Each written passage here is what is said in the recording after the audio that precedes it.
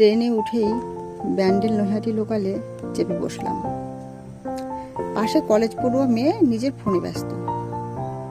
2 minute কথা বলে রেখে দিল ফোনটা। আমার মেয়েকে নিয়ে আমি জানলার পাশে বসলাম। মেয়ে জানালা দিয়ে বাইরের প্রকৃতি দেখতে ব্যস্ত। কলেজ পড়ুয়া মেয়েটি প্রথমে আমার মেয়ের সঙ্গে তোমার নাম কি দিয়ে শুরু করলো। তারপর মাঝের দুটো প্ল্যাটফর্ম কিভাবে গেল বুঝতেই পারলাম না।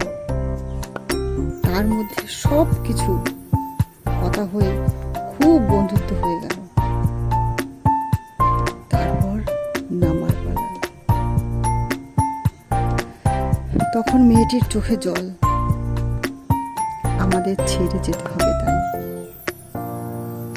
যেটা এ যুগে এসে ভাবাই যায় না। বিশেষ করে ফোনের যুগে, ট্রেনে এটুকু আলাপে, এতটুকু সময়ে এত ভালোবাসা।